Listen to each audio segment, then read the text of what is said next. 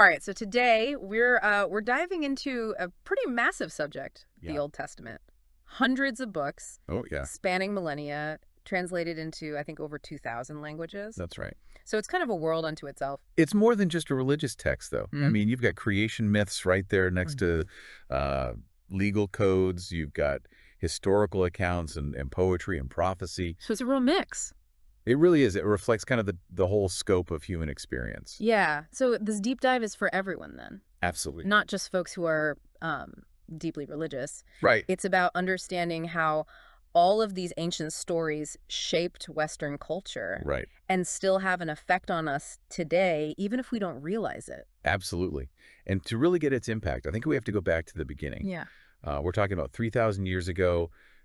Ancient empires are on the rise. Oral storytelling is really how everything is passed down. Oh, wow. And that's where the Old Testament really gets its start. Okay, so these are stories that were passed down and evolved over time before they were even written down. Yes, That must have had some pretty interesting effects Mhm. on the actual text. definitely. I mean, that's why it has such a strong narrative feel. Yeah. The oral tradition just baked right into it. Even after it was written down. Right, exactly. So let's talk about some of those stories. Okay. Genesis, creation of the world, Noah's Ark, all the kings and prophets. Mm. There's just a massive scale to all of it. It really is. It's easy to get caught up in all the drama and the narratives, but I think what we often miss is the political and social backdrop for all of these stories. I mean, Mhm. they're not just happening in isolation. There are power struggles, there are cultures changing, legal systems are developing. It's a window into a really dynamic society. Yeah, grappling with some pretty complex questions. It's So got it's not just about the religious teachings then. Right. There's all this history and societal evolution embedded in these stories too. Precisely. And that's what keeps the Old Testament so fascinating to me, at least. It's not just some static text. It's really a reflection of humanity trying to figure out the world, thousands of years ago. Which brings us to a pretty interesting question, right?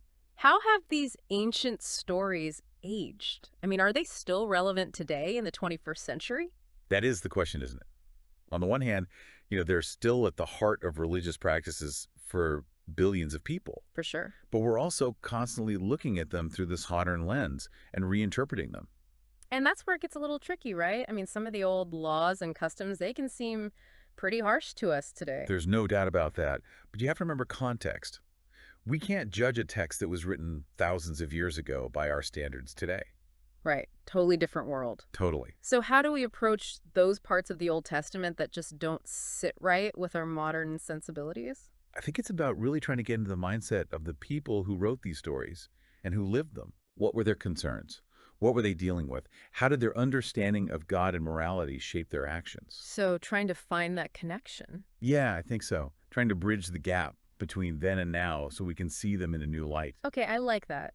So it's about more than just reading the text, literally. Right. We have to understand the historical context, but then also be open to how our own understanding of them can change. Exactly. And I think the Old Testament itself even provides a framework for that kind of evolution. Really? Yeah, you can see it in how the thought develops from the early books to the later prophets. Hmm. Think about the prophet Amos. He has these really sharp criticisms of social injustice, exploitation of the poor, which really resonates with a lot of the social justice movements we're seeing today. It's almost like the text is having a conversation with itself over time. I like that. That's a really good way to put it. Yeah. And that conversation is still going on today. People of faith, scholars, even people who aren't religious Mhm. are all wrestling with the Old Testament and finding new meaning in those stories. Okay, so we've talked about the history, the ethical parts of the Old Testament. Mm-hmm. But, let's be honest, one of the things that makes it so enduring is the storytelling. Absolutely. It's like a masterclass in storytelling. I mean, you've got larger-than-life characters, there's drama, there's epic battles, forbidden love. It's got it all. It's all there. It's just one gripping saga after another. And it's not just the spectacle of it. No. It's how they explore all of those really human emotions, Yeah. love, loss, betrayal, redemption. It's what makes them so relatable even after all this time. Exactly. And that's why it's had such a huge impact on Western literature and art. I mean, the themes, the characters, the imagery, it's all woven into our culture. So give me some examples. How do we see that influence playing out in art and literature? Well, okay, so think about the Sistine Chapel ceiling. Okay. The creation of Adam right in the center. Taken straight from the book of Genesis. Or John Milton's Paradise Lost, that epic poem that reimagines Adam and Eve. They're just two quick examples. But artists and writers have been inspired by the Old Testament for centuries. And those stories are still being reinterpreted even in contemporary art and literature. Oh, absolutely. And it's not just high art either. You see it in pop culture too. Think about The Lion King. I mean, it's basically the story of Joseph and his brothers. Oh, wow. And how many movies and books are based on David and Goliath. We love that underdog story. It's true. So it's like all these stories are part of our cultural DNA. Even if we don't realize it, they're shaping how we tell stories and how we understand the world. Exactly. That's what's so amazing about the Old Testament to me. It's both ancient and modern at the same time. It speaks to something fundamental about being human, something that goes beyond time and place. So we've talked about how the Old Testament has been reinterpreted over time and how it's still influencing art and culture. But what about you personally? What stories or characters really speak to you? That's a good question. I think for me it's Ecclesiastes. It's such a thoughtful reflection on life, on death, on trying to find wisdom in a world that can often feel pretty chaotic. I love Ecclesiastes. It's brutally honest and relatable even after all this time. And it reminds us that those big questions about life and death and purpose, those are universal. They really are. And that's the power of the Old Testament. It Yeah. invites us to ask those big questions, to face the complexity of being human, and to find meaning even when things are hard. So it's not just a collection of old stories then. It's a Right. guide for how to be human. I like that. That's a great way to put it. It's a guide that keeps giving us new insights and challenges, no matter how many times we read it. Yeah. Well, after this conversation, I'm definitely ready to crack open my Old Testament again. But before we do, I want to leave our listeners with something to think about. If you could talk to any Old Testament character, who would it be and what would you ask them? Tell us in the comments, and maybe we'll explore those questions in the next deep dive. Ooh, that's a good one. I like it. So until next time, keep exploring, keep asking questions, and keep reading. Keep those pages turning. Exactly. And we'll see you soon. See you next time. It's amazing how these stories from thousands of years ago, they still have so much power. Right. They really get to those universal experiences that we all share. They do. And we talked about this a little before, but I want to kind of dig into how the Old Testament has been reinterpreted over time because people aren't reading it the same way today as they did, centuries ago. Oh, definitely not. Interpretations are always changing. One example that I think is really interesting is how views on slavery have shifted. Okay. The Old Testament does have laws about slavery, It does. which would be really hard for modern readers. Right. Yeah. How do we even begin to reconcile that with our values today? Well, some scholars argue that those laws were actually pretty progressive for their time. Really? Yeah, they offered some protections for slaves that you didn't see in other ancient cultures. But as time went on and social consciousness evolved, many faiths started to see those passages as incompatible with the idea that every human being has dignity. So it's more than just reading the text literally. It's Right. about understanding the historical context and then being open to how our understanding of it can change over time. Exactly.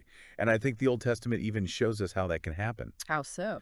Well, you see this development of thought from the early books to the later prophets. Okay. For example, the prophet Amos, he has these really powerful critiques of social injustice and exploitation of the poor, Right. which, resonates a lot with what we're seeing today with social justice movements. It's like the text is having this conversation with itself. Yeah, across centuries. That's a great way to put it. And that conversation's still going on today. It is.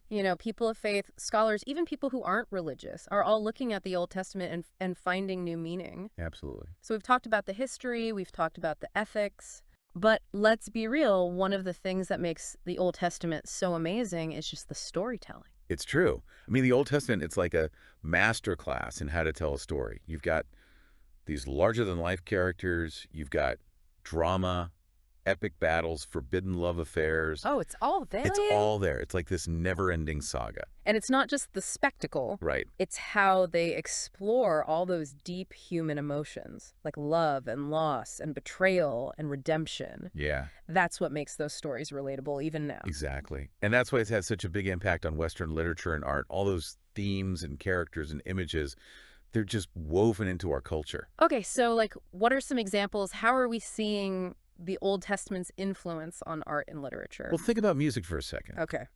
Handel's Messiah, Yeah, one of the most famous choral pieces ever. it is. It basically tells the story of Jesus' life, Right.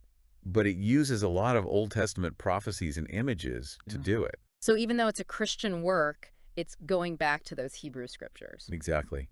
And then you have something like Leonard Cohen's Hallelujah Okay. that's become a classic. And it's full of biblical allusions. Yeah.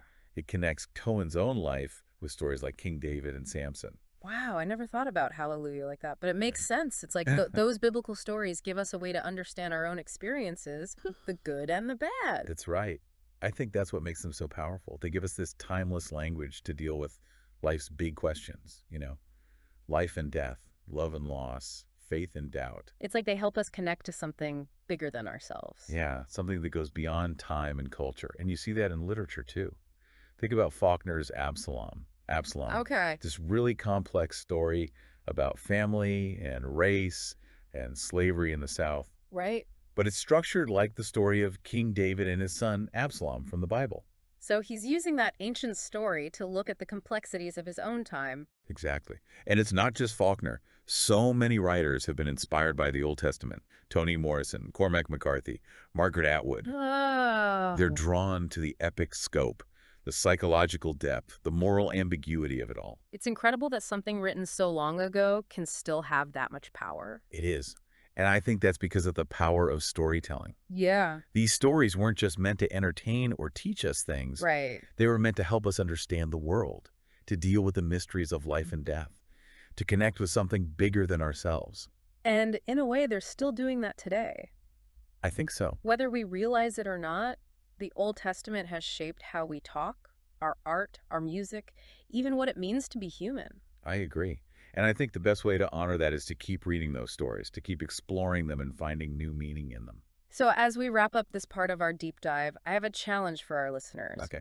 Go back and read some of these stories again, Mm-hmm. but try to see them with fresh eyes. Ask yourself, what do they tell you about yourself? What do they tell you about the world we live in? Because these old stories still have a lot to teach us. They really do. Yeah. If we're willing to listen. It's amazing how these Old Testament stories have just become part of us, you know? Yeah, it really is. They've become like this shared language almost. Right, like a source of imagery and metaphor Mm-hmm. that we use to understand ourselves and the world. Yeah, and we've talked about some of the big ones. Right. Michelangelo, Milton. But I'm curious about some of the less obvious examples. Okay. Like, how has the Old Testament influenced art and literature and music? Well, music's a good one. Okay.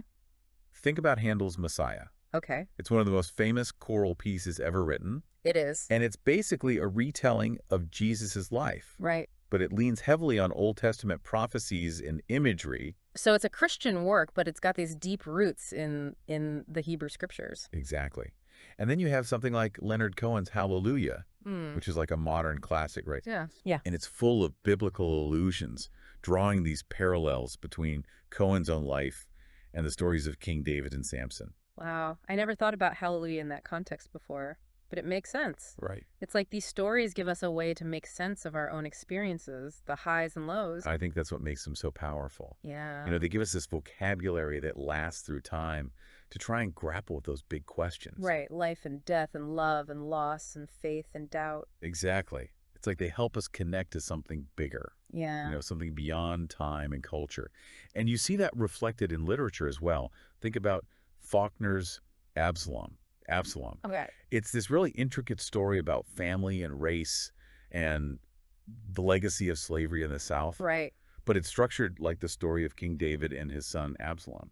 Wow. So he's using that ancient story to understand the complexities of his own time. Exactly. And he's not the only one. Right. I mean, so many writers have found inspiration in the Old Testament. Toni Morrison, Cormac McCarthy, Margaret Atwood. It's really amazing how something written thousands of years ago can still speak to us like that. Yeah, and I think that speaks to how powerful stories are. They weren't just meant to entertain or teach. Right. They were meant to help us figure out the world, to wrestle with those mysteries, and to feel connected to something bigger. And in a way, they're still doing that. Yeah. Whether we're aware of it or not, the Old Testament has shaped our language, our art, our music, even what it means to be human. I agree.